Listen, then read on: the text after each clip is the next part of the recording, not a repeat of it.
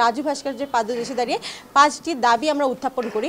সেই দাবিটি আজকে আমরা ফর্মালভাবে আইন উপদেষ্টার কাছে স্মারকলিপি আকারে প্রদান করতে এসেছিলাম।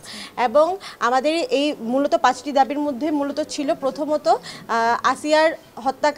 আসিয়ার ধর্ষণ এবং হত্যা চেষ্টার যে মামলাটি আছে, যে কেসটি আছে, সেটিকে সর্বোচ্চ গুরুত্বের সাথে দেখতে হবে এবং যেন 1 মাসের মধ্যে সেটার বিচারিক প্রক্রিয়াটির কাজ যেন অন্তত শেষ হয়।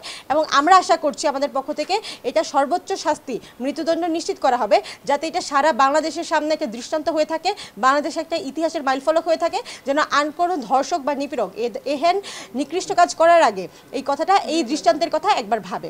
আর দ্বিতীয়ত আমরা বলেছি একটা স্পেশাল ট্রাইব্যুনাল গঠন করতে হবে, যেটি স্পেসিফিক্যালি ধর্ষণ রিলেটেড একটা ধর্ষণ বিরোধী স্পেশাল ট্রাইব্যুনাল হবে।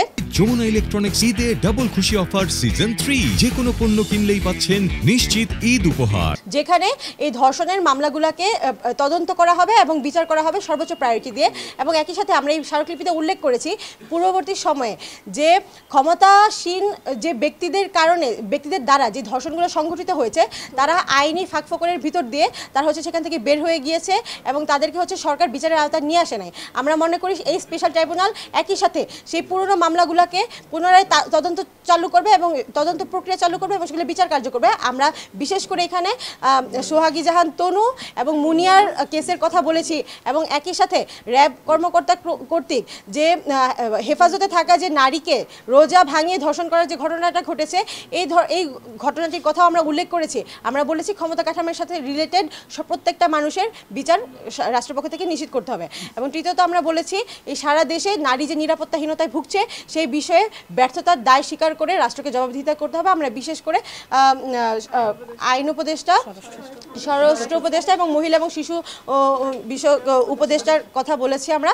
এবং আমরা যেটা বলেছি সারা দেশে 4 নম্বরে যেটা বলেছি, সারা দেশে শিক্ষা প্রতিষ্ঠান এবং কর্মক্ষেত্রগুলোতে নারী এবং শিশু নিপীড়ন বিরোধী সেল কার্যকর করতে হবে, যাতে দেশের যে কোনো প্রান্তে এই ধরনের নিকৃষ্ট ঘটনাগুলো ঘটলে যেন সরাসরি সেটিকে তৎক্ষণাৎ এটাকে বিচারিক প্রক্রিয়ার মধ্যে নিয়ে আসা যায়। লাস্ট আমাদের আরেকটা দাবির কথা যেটা ছিল, সেটা আমাদের দেশে ধর্ষণ রিলেটেড যে আইনগুলো আছে, সেগুলো অনেক ক্ষেত্রেই আইনি পরিভাষায় অস্পষ্টতা আছে এবং ভেগনেস আছে, যেগুলোকে সংজ্ঞায়নে ভুল আছে। এই জিনিসগুলোকে ব্যবহার করে ধর্ষকরা সেখান থেকে ফাঁকফোকর দিয়ে বের হয়ে যায়।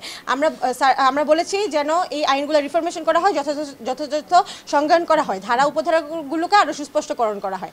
আর যে প্রশ্নটা আপনি করলেন, যে স্যার বলেছে যে আমরা জেনেছি যে ইতিমধ্যে গভর্নমেন্ট থেকেও কিন্তু ডিক্লারেশন দেওয়া হচ্ছে যে তারা 1 মাসের মধ্যে সেটাকে রিজলভ করার ট্রাই করবে। সুতরাং আমরা মনে করি তারা এই বিষয়টাতে আমাদের সাথে একমত যে তারা 1 মাসের মধ্যে, দ্যাট মিনস সর্বোচ্চ দ্রুততম সময় তারা এই বিচারিক প্রক্রিয়াটা শেষ করবে। ইতিমধ্যে দেখেছি 2 জন উপদেষ্টা তার দায় স্বীকার করেছেন এবং এটা নিয়ে প্রকাশ্যে তারা বলেছেন যে তারা নারীদেরকে নিরাপত্তা দিতে ব্যর্থ হয়েছেন, সেটার জন্য তারা আন্তরিকভাবে দুঃখিত।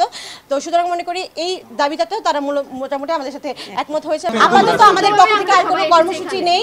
আমরা আপাতত অবজার্ভ করব যে আসিয়ার কেসটাকে নিয়ে কিভাবে অগ্রগতি করা হচ্ছে এবং স্পেশাল ট্রাইব্যুনাল নিয়ে তারা কিভাবে কাজ করছে।